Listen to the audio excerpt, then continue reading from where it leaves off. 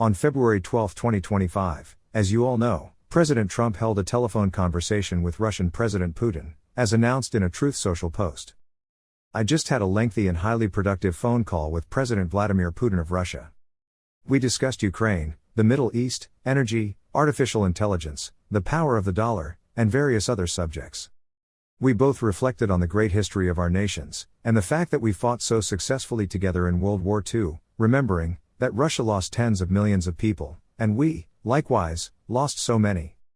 We each talked about the strengths of our respective nations, and the great benefit that we will someday have in working together.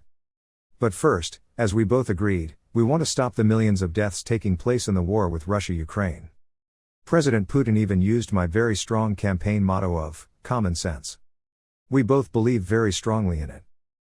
We agreed to work together, very closely, including visiting each other's nations. We have also agreed to have our respective teams start negotiations immediately. And we will begin by calling President Zelensky of Ukraine, to inform him of the conversation, something which I will be doing right now. I have asked Secretary of State Marco Rubio, Director of the CIA John Ratcliffe, National Security Advisor Michael Waltz, and Ambassador and Special Envoy Steve Witkoff, to lead the negotiations which, I feel strongly, will be successful. Millions of people have died in a war that would not have happened if I were president, but it did happen, so it must end. No more lives should be lost. I want to thank President Putin for his time and effort with respect to this call, and for the release, yesterday, of Mark Fogel, a wonderful man that I personally greeted last night at the White House. I believe this effort will lead to a successful conclusion, hopefully soon. Good afternoon, everybody.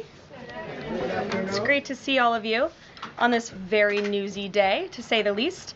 I have a couple of updates for you this morning, or this afternoon. As you know, this morning, the president spoke to President Putin of Russia. They spoke at length, and the president released a statement following that conversation in great detail.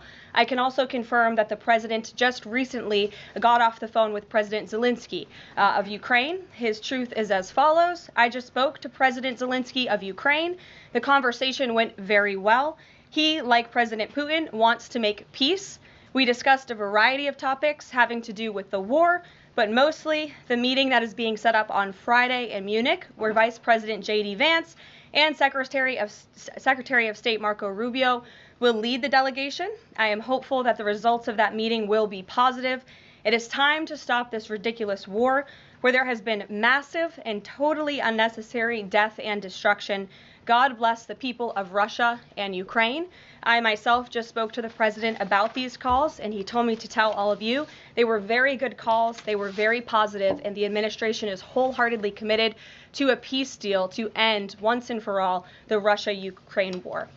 More on that later. I'm sure you'll have more questions to ask. On this day, Tulsi Gabbard was inaugurated as the Director of National Intelligence in Washington. In Brussels, Belgium, Secretary of Defense Pete Hegseth attended the NATO Defense Ministers meeting in the Ukraine Defense Contact Group. Here, you can see what Secretary of Defense Hegseth said at the time. Good afternoon to you all. Let me welcome you all to the 26th meeting of the Ukraine Defense Contact Group. 46 nations and partners in the room this afternoon at 1 week's notice. Thank you for being here. Thank you for making yourself available. A coalition stretching from the Indo-Pacific to South America. And it's a pleasure to be joined by Secretary Hegseth, who confirmed to me this morning the US's continued commitment and involvement to the UDCG. Pete, we all wish you all success in your new job. Friends, we meet at a moment of great consequence. 2025 is the critical year for the war in Ukraine. Ukrainians continue to fight with huge courage, military and civilians alike. Their bravery, fused with our support, has proved a lethal combination. Putin believed he would win this war in 3 days. But now, nearly 3 years on, 850,000 Russians have been killed or wounded. But while Russia is weakened, it remains undeniably dangerous and is slowly taking ground. President Trump and President Zelensky have both spoken of their desire to achieve peace through strength. And it's the commitments here through this contact group that provide the strength to achieve that peace. And our job as defence ministers is to put into the hands of the Ukrainian war fighters what they need to fight and what they need to help force Putin to the negotiating table. At this crucial moment, we must step up further to strengthen Ukraine, to pressure Putin, to secure peace. And speaking as a European Defence Minister, we know our responsibilities. We are doing more of the heavy lifting, sharing more of the burden. Europe is stepping up with more defence spending and more support to Ukraine. For our part in the UK, we will spend £4.5 billion this year in military aid to support Ukraine, more than ever before. And by the end of March, both directly and working with our partners Latvia and other allies, we will have delivered over 10,000 drones in the last year alone. And today I've announced an extra £150 million in new firepower, tanks, artillery, air-to-air missiles, and new contracts for repairs to crucial kit in Ukraine. Ukraine's security matters to global security. This war was never just about the fate of one nation. China is watching. Iran and North Korea are watching. All, like Putin, are looking for signs of weakness, for our determination to fade, for our unity to fracture. And when aggression goes unchecked on one continent, it emboldens regimes on other continents. When the border of one country is redrawn by force, it undermines the security of all nations. So let us recognise this danger. Let us confront it with conviction and unity and secure peace through strength together. Now it gives me great pleasure to introduce the new US Defense Secretary, Secretary Hegseth. Well, good afternoon, friends. Thank you, Secretary Healy, for your leadership, both in hosting and now leading the UDCG. This is my first Ukraine Defense Contact Group, and I'm honored to join all of you today. And I appreciate the opportunity to share President Trump's approach to the war in Ukraine. We are at, as you said, Mr. Secretary, a critical moment. As the war approaches its third anniversary, our message is clear. The bloodshed must stop, and this war must end.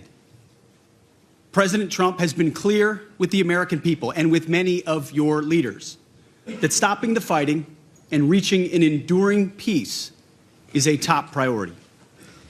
He intends to end this war by diplomacy and bringing both Russia and Ukraine to the table. And the U.S. Department of Defense will help achieve this goal. We will only end this devastating war and establish a durable peace by coupling allied strength with a realistic assessment of the battlefield. We want, like you, a sovereign and prosperous Ukraine. But we must start by recognizing that returning to Ukraine's pre-2014 borders is an unrealistic objective. Chasing this illusionary goal will only prolong the war and cause more suffering. A durable peace for Ukraine must include robust security guarantees to ensure that the war will not begin again. This must not be Minsk 3.0. That said, the United States does not believe that NATO membership for Ukraine is a realistic outcome of a negotiated settlement. Instead, any security guarantee must be backed by capable European and non-European troops. If these troops are deployed as peacekeepers to Ukraine at any point, they should be deployed as part of a non-NATO mission, and they should not be covered under Article 5. There also must be robust international oversight of the line of contact. To be clear, as part of any security guarantee, there will not be U.S. troops deployed to Ukraine. To further enable effective diplomacy and drive down energy prices that fund the Russian war machine, President Trump is unleashing American energy production and encouraging other nations to do the same. Lower energy prices, coupled with more effective enforcement of energy sanctions, will help bring Russia to the table. Safeguarding European security must be an imperative for European members of NATO. As part of this, Europe must provide the overwhelming share of future lethal and non-lethal aid to Ukraine. Members of this contact group must meet the moment. This means donating more ammunition and equipment, leveraging comparative advantages, expanding your defense industrial base, and importantly, leveling with your citizens about the threat facing Europe. Part of this is speaking frankly with your people about how this threat can only be met by spending more on defense. 2% is not enough. President Trump has called for 5%, and I agree. Increasing your commitment to your own security is a down payment for the future, a down payment, as you said, Mr. Secretary, of peace through strength. We're also here today to directly and unambiguously express that stark strategic realities prevent the United States of America from being primarily focused on the security of Europe. The United States faces consequential threats to our homeland. We must and we are focusing on security of our own borders. We also face a peer competitor in the communist Chinese, with the capability and intent to threaten our homeland and core national interests in the Indo-Pacific. The U.S. is prioritizing deterring war with China in the Pacific, recognizing the reality of scarcity and making the resourcing trade-offs to ensure deterrence does not fail. Deterrence cannot fail for all of our sakes. As the United States prioritizes its attention to these threats, European allies must lead from the front. Together, we can establish a division of labor that maximizes our comparative advantages in Europe and Pacific, respectively. In my first weeks as Secretary of Defense, under President Trump's leadership, we've seen promising signs that Europe sees this threat, understands what needs to be done, and is stepping up to the task. For example, Sweden recently announced its largest ever assistance package. We applaud them for committing $1.2 billion in ammunition and other needed material. Poland is spending 5% of GDP on defense already, which is a model for the continent. And 14 other countries are co-leading capability coalitions. These groups are doing great work to coordinate Europe's contributions of legal assistance across 8 key capability areas. These are first steps. More must still be done. We ask each of your countries to step up on fulfilling the commitments that you have made. And we challenge your countries and your citizens to double down and recommit yourselves not only to Ukraine's immediate security needs, but to Europe's long-term defense and deterrence goals. Our transatlantic alliance has endured for decades, and we fully expect that it will be sustained for generations to come. But this won't just happen. It will require our European allies to step into the arena and take ownership of conventional security on the continent. The United States remains committed to the NATO alliance and to the defense partnership with Europe. Full stop. But the United States will no longer tolerate an imbalanced relationship which encourages dependency. Rather, our relationship will prioritize empowering Europe to own responsibility for its own security.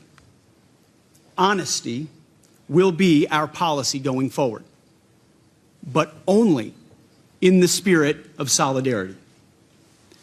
President Trump looks forward to working together, to continuing this frank discussion amongst friends, and to achieve peace through strength together.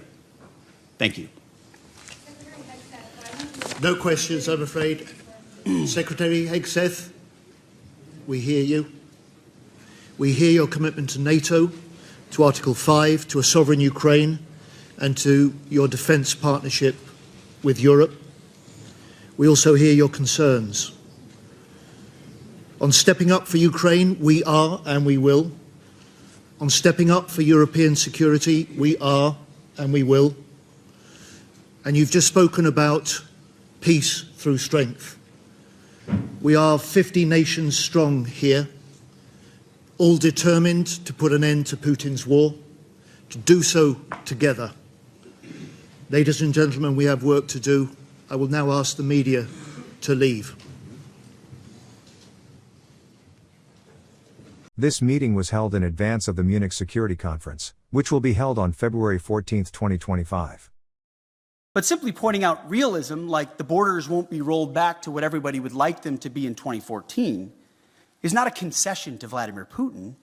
It's a recognition of the hard power realities on the ground, after a lot of investment and sacrifice, first by the Ukrainians and then by allies, and then a realization that a negotiated peace is going to be some sort of demarcation that neither side wants. Of course they would. I mean, they're part of it. We would have Ukraine, we would have Russia, and we'll have other people involved too. As for the conversation, he knows my fault. I really believe that Ukraine is the first priority, and we are at war, and Putin is against us. I told him that. The first US-Russia meeting is expected to take place in Saudi Arabia this week on the 18th. Ukraine is not expected to participate. NATO committed to future NATO membership for Ukraine, but it has never been agreed that whenever peace talks would start, that peace talks would end anyway and always and definitely with NATO membership. That has never been agreed. It could be, but it never was that clearly stated.